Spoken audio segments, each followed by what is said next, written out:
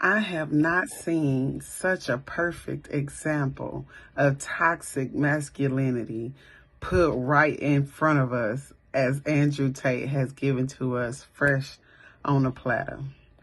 Let's talk about it.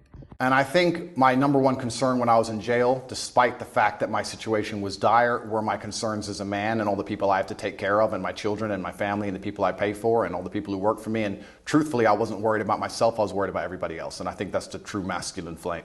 In the first part of this video, as you can see, he started naming off all these things to check off of a box that he believes makes him masculine. So he's making sure that he mentions that he's doing this, that, and the other in order to make people believe that he is what he teaches a masculine man is.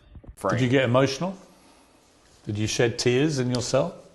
I'm an emotional man. I think men are hyper emotional. We just have to control it.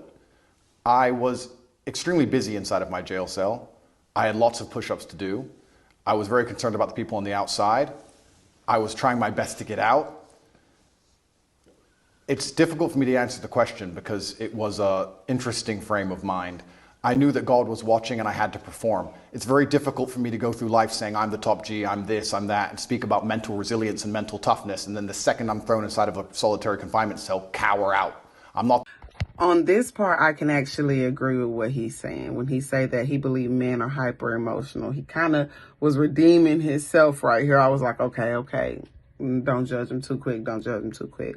And he goes on to say that, he preaches perseverance. So he can't get into a situation that requires perseverance because now it's time to perform in God, which in James 1, it does let you know that in times of trial, we should rejoice because that's a time to prove ourselves to God. So that part I agree with. That person. There's some other people who talk about mental toughness and want to give advice, and when bad things happen to them, they end up addicted to prescription drugs. I'm not a coward and I'm not a liar. No, but it would be perfectly natural to be emotional in that scenario, and there's no shame in admitting that. I was emotional. I missed people. I missed them, and I knew they missed me. So I felt a strong sense of missing. Being in prison in an unknown territory for an unknown amount of time for unknown reasons, knowing you're a controversial person is a perfectly understandable situation to be in and be afraid to be, and even to cry, but he is so concerned with not looking weak that he won't even acknowledge those parts of his emotions. Even though he know that they exist, he works so hard on not expressing those parts of his emotion, which is very toxic, and it creates a bad mentality, and it creates you to become so hardened and less human when you begin to think that way. Missing. But you cried. There were tears that ran down my face, but I did not cry. There were tears that ran down my face, but I did not cry. You have got to be kidding me. It is nothing wrong with crying. Jesus wept.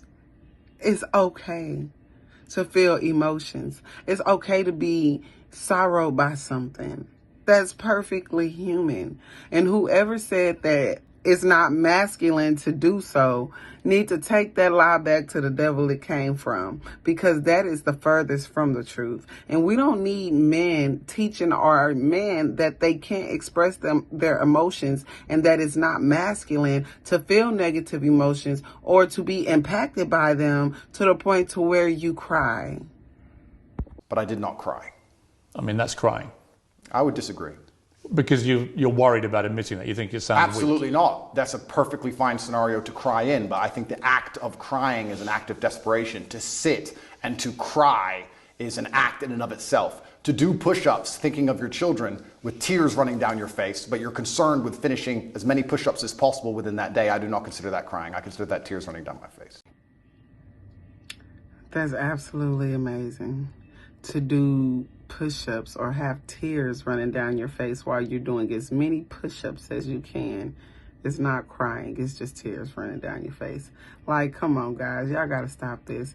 Now, Andrew Tate, I really do admire some of the things that he do, but he is an extremist. So I cannot say I agree with everything that comes out of that man's mouth. But I do admire the fact that he wants to encourage and uplift men in a way that we really don't see.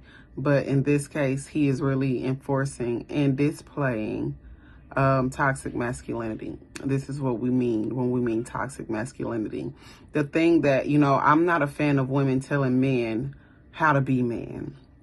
But what I will say is, you are already a man. I don't think that's nothing you have to try to do. I believe that that is something that is already in you. And to be having these boxes that Andrew Tate has to check off, I miss people and they miss me. And then I have people that I hire, then people that I pay for, then people that I take care of. And I'm thinking about other people more than I think about myself. And I'm doing as many push-ups as I can a day. And I'm doing all of these things that makes me masculine.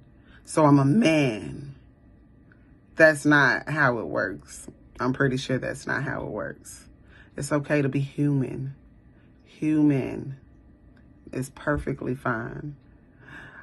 I hope y'all enjoyed that content. I am just enjoying watching this video specifically because I thought that was pretty funny how he was really trying to assert his masculinity. That's something that we can be the judge of ourselves. If you are truly masculine, we don't need you to show us and explain to us how you are masculine. So y'all tell me what y'all think in the comments. Have a blessed day.